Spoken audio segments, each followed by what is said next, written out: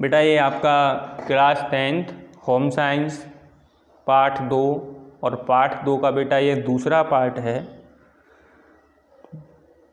बेटा पहले पार्ट में हमने लास्ट टॉपिक जो ख़त्म किया था वो ख़त्म किया था व्यय को प्रभावित करने वाले तत्व। आज का बेटा हमारा टॉपिक है बचत। बचत किसे कहते हैं? तो बेटा सबसे पहले आप बचत की परिभाषा नोट कीजिए। पारिवारिक आवश्यकताओं को पूर्ण कर लेने के पश्चात जो धन बचाया जाता है उसे हम बचत कहते हैं। बेटा एक बार पुनः देखें दोबारा। पारिवारिक आवश्यकताओं को पूर्ण करने के बाद जो धन बचाया जाता है उसे हम बचत कहते हैं।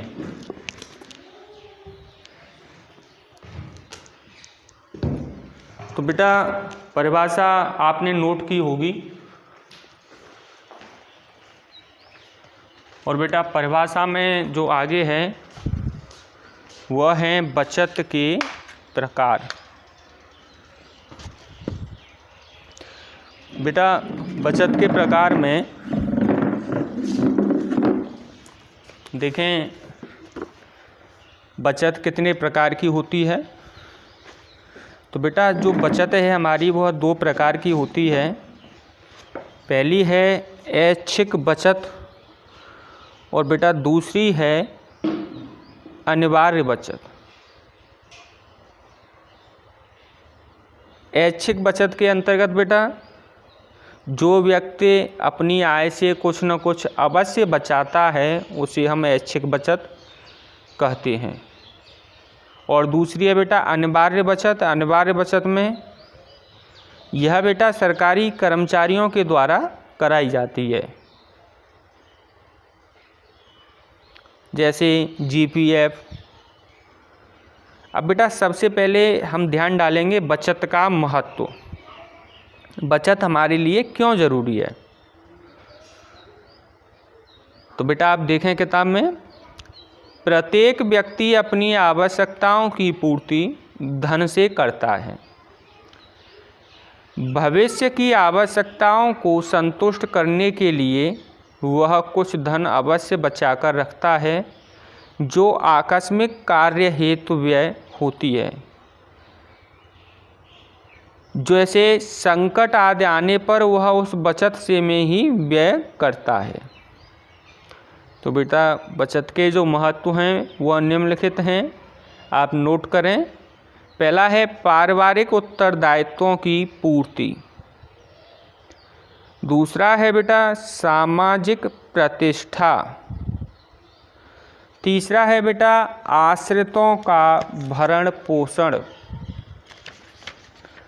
चौथा है बेटा आकस्मिक आपत्तियों से मुक्ति। पांचवा है बेटा सामाजिक महत्व। छठवां है बेटा बचत से लाभ।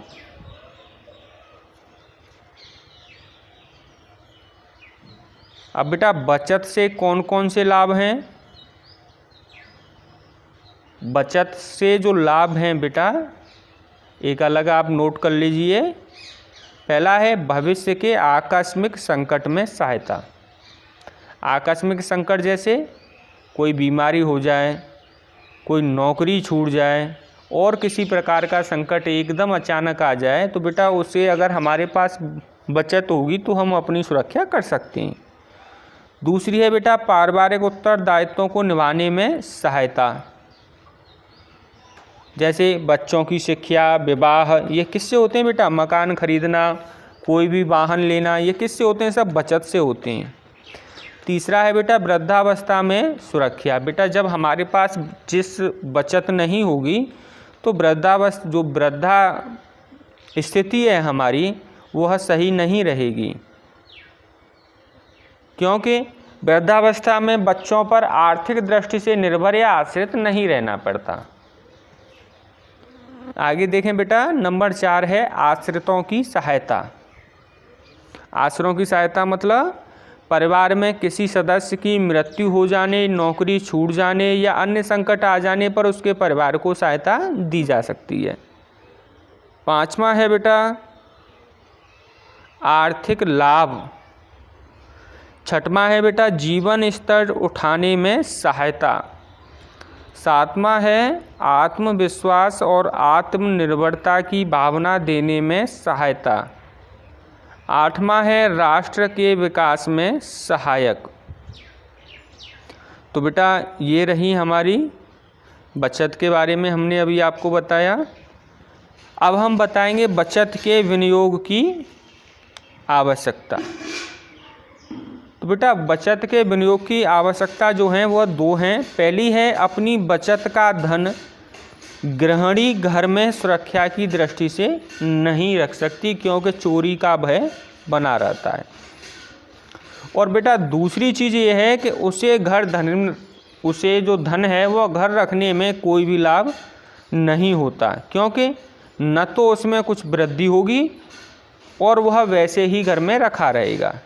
तो बेटा इसके लिए जो साधन हैं वह कौन कौन से हैं वह मैं आपको बता रहा हूँ। पहला है राष्ट्रीयकृत तथा गैर राष्ट्रीयकृत बैंक।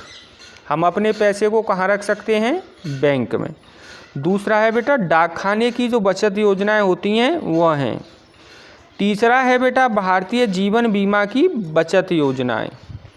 चौथा है बेटा सरकारी भविष्य निधि योजना।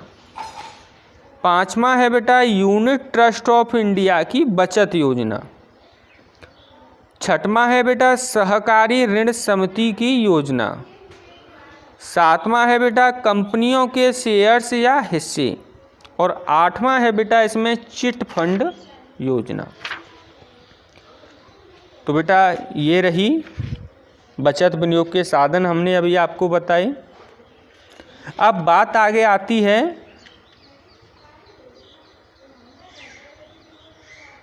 खाते कितने प्रकार के होते हैं बेटा।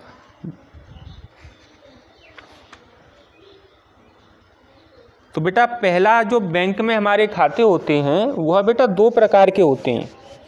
पहला होता है बेटा उसमें चालू खाता और दूसरा होता है बेटा बचत खाता। चालू खाता में बेटा जिसे हम देखें एक बार, बैंक द्वारा अपने ग्राहकों को एक अन्य प्रकार की जमा योजना की भी सुविधा प्रदान की जाती है। यह है चालू खाता। यह योजना सामान्य रूप से व्यापारियों के लिए हितकर होती है। पारिवारिक बचतों के लिए यह खाता उपयुक्त नहीं माना जाता। और बेटा दूसरा है आपका बचत खाता।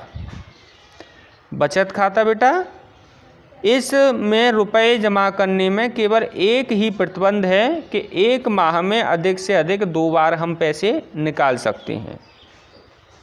इसमें माता पिता अपने बालकों के नाम भी संरक्षक के रूप में खाता खोल सकते हैं।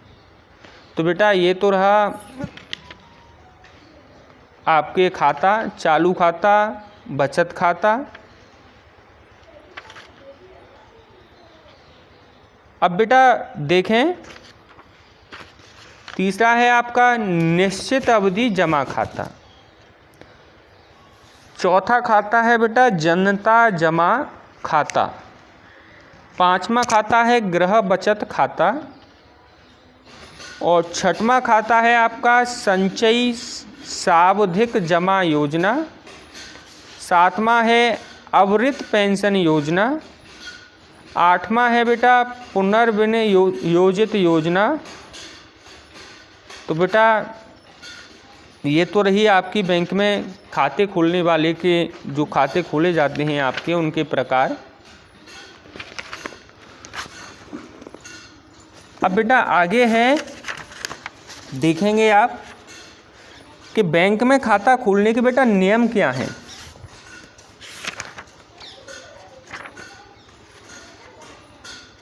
तो बेटा बैंक में खाता खोलने के जो नियम हैं देखें आप। बैंक में खाता खोलने के लिए धारक को अपना फ़ोटो बैंक को देना होता है तथा खाते खोलने हेतु आवेदन पत्र पर अपने हस्ताक्षर करता है। यदि व्यक्ति निरक्षर है तो धारक के दाहिने हाथ के अंगूठे का निशान लगवाया जाता है। बैंक में खाता धारक के हस्ताक्षर अथवा अंगूठे का निशान सुरक्षित रखा जाता है।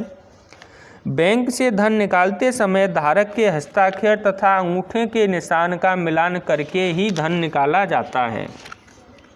बैंक में खाता खोलते समय बैंक के किसी कर्मचारी अथवा उस बैंक में जमा धन करने वाले किसी अन्य व्यक्ति को धारक के प्रार्थना पत्र पर साखी हेतु साखी के स्थान पर हस्ताक्षर करने पड़ते हैं। साखी मतलब बेटा गवाह, जो गारंटर हम कहते हैं, तभी बैंक में खाता खोला जाता है। बैंक में खाता खोलने के बाद धारक को बैंक की पासबुक तथा धन निकालने हेतु चेकबुक दी जाती है। तो बेटा आज के लिए इतना ही, और नेक्स्ट वीडियो में हम आपको बताएंगे पासबुक और चेकबुक में क्या अंतर है और दोनों के बारे में बताएंगे।